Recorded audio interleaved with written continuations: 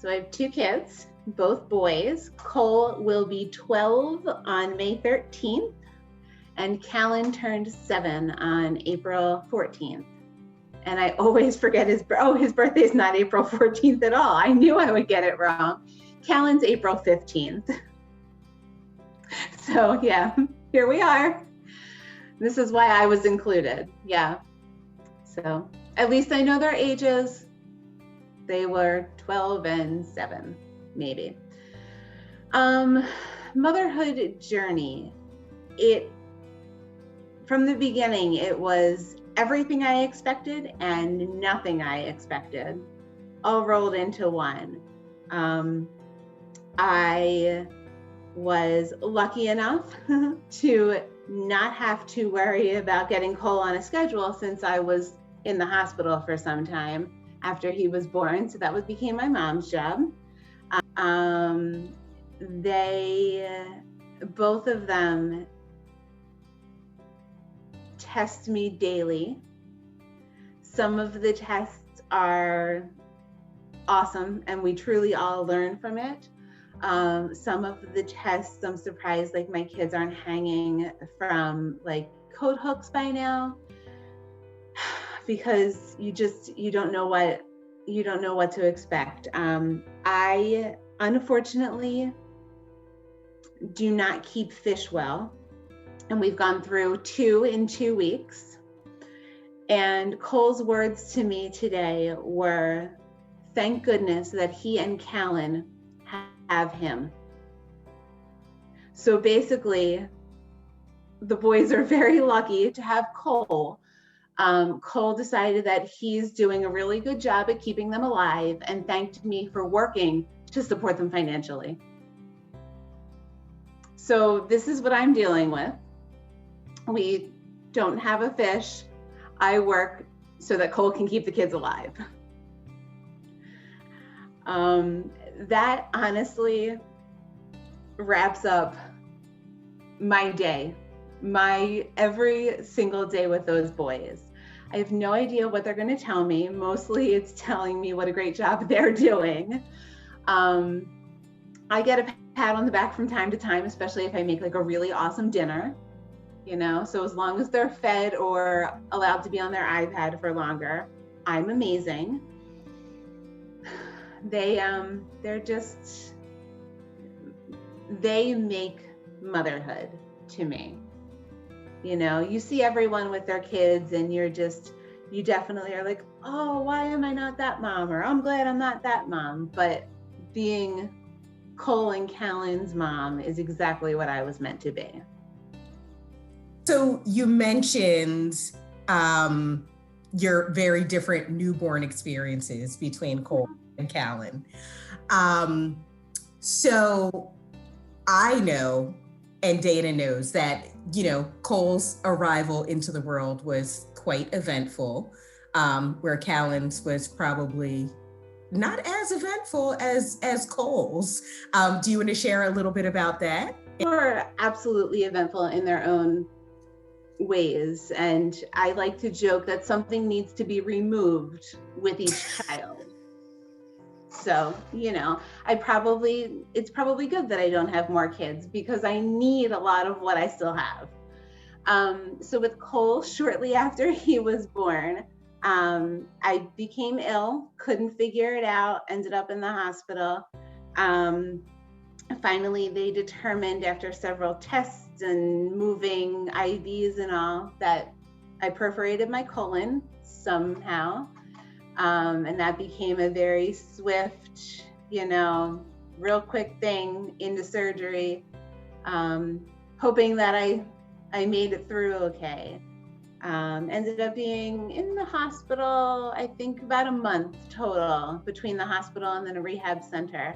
where I was the youngest, and everyone loved when Cole visited every day because they don't see young people and babies often. So that was quite the experience, you know. On one hand, I was pretty drugged, so probably didn't even know what I was missing. But then on the other hand, you know, hindsight, it's like, oh goodness, you know, that first time I got to hold him, like, you know, a month later was pretty crazy, pretty wild. But here I am.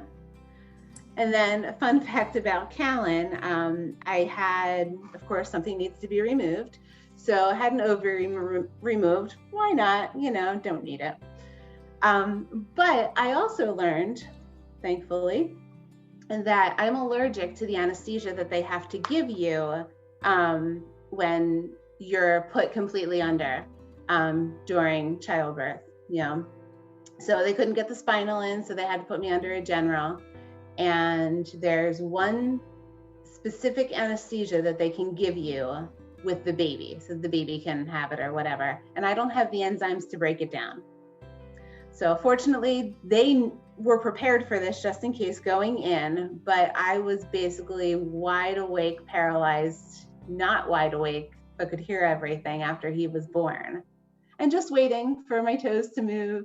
I blinked my eyes 1,027 times, like in my mind, until all of a sudden they were like blinking on their own. So, you know, Callan truly couldn't be, you know, shown up by his brother.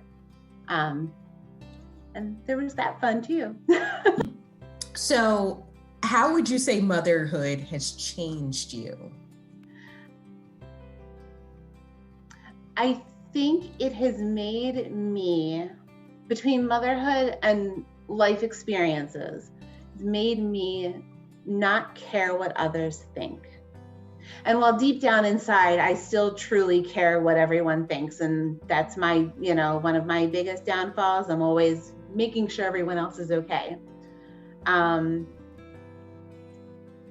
I remind myself that I know what's best, and maybe not truly what is best for them, but you know, I'm their mom, and everyone has opinions and has something to say, and they all can be taken with a grain of salt and obviously incorporated into the way I raise the boys. But ultimately, at the end of the day, you know, it's going to come down on me.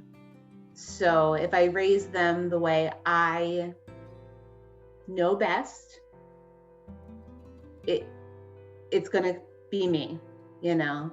If I do something wrong, if I take someone else's opinion, or, you know, that nobody's going to wonder or be like, oh, well, this person told her that, you know. It's me at the end of the day, and knowing that I've done my best, you know, for them. And you mentioned crying, and why? God, you people, there's just like a dust, just dust in my eyes. Damn pollen. So what you said, I feel like we've heard that, I guess, that similar emotion and feeling from the other moms that we've talked to. And it's really about, I think courageous is probably the best word to use. That's a great word to use. Courageous enough to do what you know is best for your kid, your family, or what you believe to be best. And being able to stand in that and basically like, thanks for your opinion, but I'm going to do what I need to do anyway. It's bad enough that as a mom, we second guess everything we do. You know, I know the decision that I make is going to be the right decision, but I still question it and, you know, lose sleep over it. But I know that's the decision I'm going to make. A week ago, I knew I was going to make that decision. But you second guess everything. Our job, yes, it's the dad's job too, absolutely. But our job is to make sure that when we release them into the world, that they can survive. Yep. And I'm glad Cole's not here, because clearly. And that is also something that has come up in all of our conversations, that, you know, our jobs as moms is to raise these hopefully well-adjusted, self-sufficient human beings that are off into the world and be their own people and be someone's husband or wife or life partner or whatever. Yeah. You know, it and I always say that the best compliment someone can pay me is to either tell me how awesome and well-behaved my kids are, or what a great mom I am. And to one up that, when your kids actually compliment you or just thank you, you know, yes. The random thank you and a hug from the kid that didn't want to talk to me 5 minutes ago means more than anything. So this is one of my favorite questions, and I think that's because everybody that I've asked this to, I know they're moms. Tell us about your mom. Tell us about Miss Bonnie and how it has influenced you as a mother.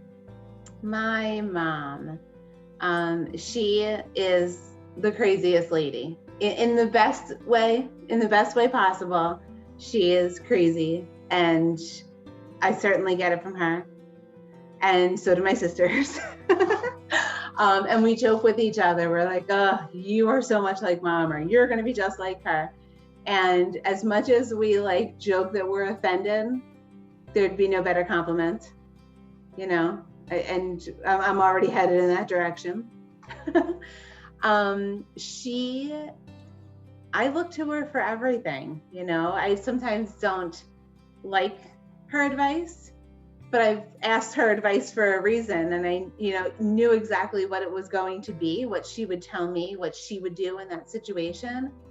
And then hindsight, when I think about it, I'm like, yep, she was right. So she's always right, and I don't admit it to her enough at all, but here it is. Mom, you're always right. She's like the best supporter. She and my dad are absolute supporters of us. And just as much as they've raised us, they've raised our kids too. You know, they're as involved as they can be. I'll get random calls on a Wednesday afternoon that, you know, my mom's headed over because she hasn't seen the boys. And I hope that they appreciate that as much as I do. And, you know, and as much as she does, that they humor her. And still, over the weekend, they did a fashion show for her because she bought them clothes for their birthday. And Cole was like in his room and out of his room like 20 times with different shirts and shorts. And you could like tell he's just like, what am I doing? But he humored her and she loved it. Like she just loved seeing them. Callan didn't give a shit. I don't think he tried like one thing on and was done.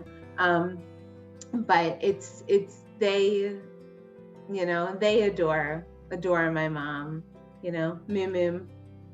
They adore their moo moo. Don't ask about my dad. He's poop poop. You have no idea where that came from, right? I mean, Callan names everyone whatever he wants to, and then it just sticks. So, but yeah, she's pretty awesome. Okay, so next question. What advice would you give to a new mom or a soon-to-be mom? I think I'll go back to what I said a question or two ago. Go by your gut. You know, don't take advice. Take it with a grain of salt, but you know best. And just do you, because what you think you're going to do today is most likely not what you do when the time comes. You know, 5 years ago, 10 years ago, I definitely was not raising the boys in the same manner. You know, I have high hopes and these wild aspirations of what it's going to be look like. And so, you know, it doesn't look like that from day to day or year to year. Just do you. Do what's best for you, what's most fun for you. You know, I could totally parent them just by the book, you know, whatever book it is. But, you know, we have to do this and this and this, or you can just kind of have fun with it and relax. And that's probably, you know, the best part, when you can finally relax and just feel comfortable in your own skin as a mom and the decisions that you make for them. Yeah, and this is something that came up in conversations, you know, with some of the other moms that we have talked to, about, you know, kind of trusting your instincts and going gut. And my friend Sherry said last night when we were talking to her, she was like, kids do not come with instruction manuals. She's like, if you buy a new shower head, even that comes with a damn instruction manual. With manuals, you know, and it's a lot of it is trial by fire. You mentioned earlier, each kid is different. So even if there were a general instruction manual, 50% of it would be thrown out the window, right? Yep. Each kid requires a different part of you, a different form of you. You know, I know who I can yell at and when I can yell at them. And I know who just needs like to sit down and have a heart-to-heart conversation. And, you know, they're going to get more out of it by just talking face to face than like flipping out. I mean, trust me, I flip my shit, you know, who doesn't? But they've learned to just walk away from that, you know? It's like nothing's going to get done, but crazy. Yeah. Okay. So what's the one thing that you wish someone had told you about motherhood before you became a mom? Oh gosh.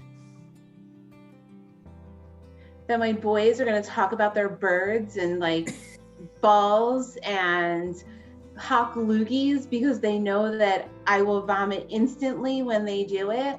And like literally do it all in the matter of 5 minutes. All of it, whatever it is that's driving me crazy at that moment, they will do it all. And they will just look at me when I'm like hurled over in a trash can because they won't stop hawking loogies. Or, you know, just making obscene jokes. And I'm like, you shouldn't be even thinking about this, but they're just like, oh, I know it.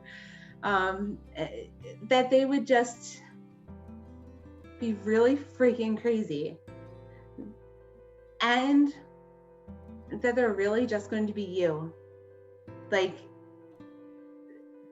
Cole and Callan are both me, and that's probably why they drive me so crazy sometimes, because I'm talking to me, or better yet, I'm talking to my dad.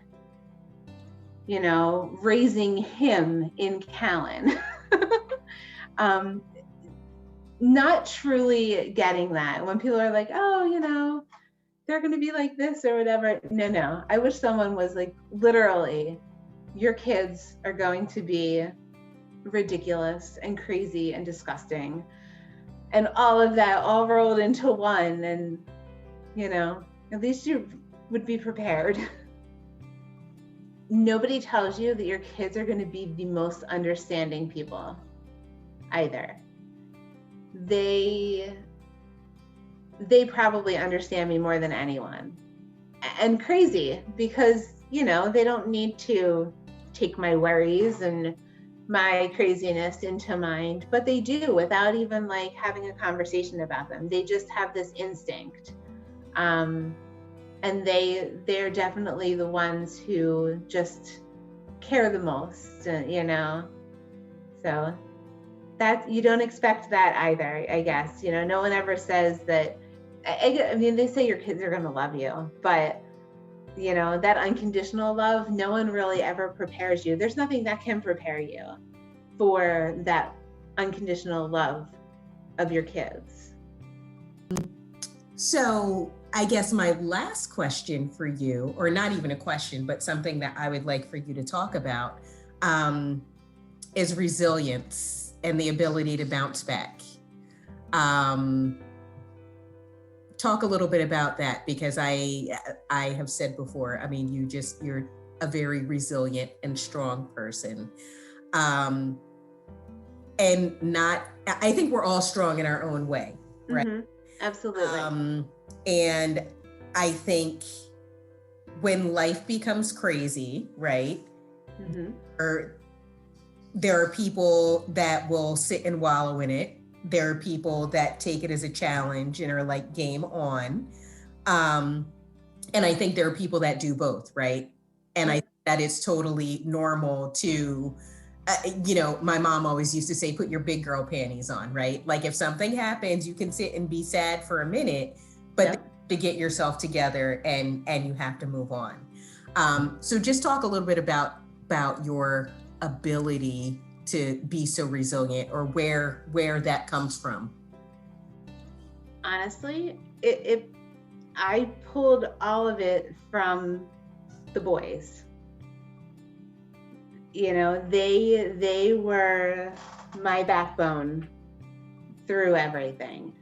Knowing that I couldn't just stay in bed, knowing that I couldn't change everything that happened or move on with my life as if nothing happened, that I had to keep my composure with them. I had to keep some semblance of normalcy with them. They kind of forced me in the beginning. Like, it was just like, okay, this is what I do every day. And then it became routine. And I seriously, I don't know if that's putting too much on them, but it's completely the boys. I would love to say that I'd be this person no matter what. But I know that's not true. I know that I would have had many more days where it was just like, oh, I have to do this again. Versus, all right, today's a new day. I don't know where my optimism came from. I don't recall being a forever optimist all my life. But certainly in the last, 12 years, that's all I have. I don't have doubt. I don't, if I'm a pessimist for all of 3 seconds, I'm done. Like I don't have the ability to allow it. And whatever may have happened to me, stop it, Mary, don't look at me. Whatever may have happened to me in life, tomorrow's better. And tomorrow can be as good as I want it to be. And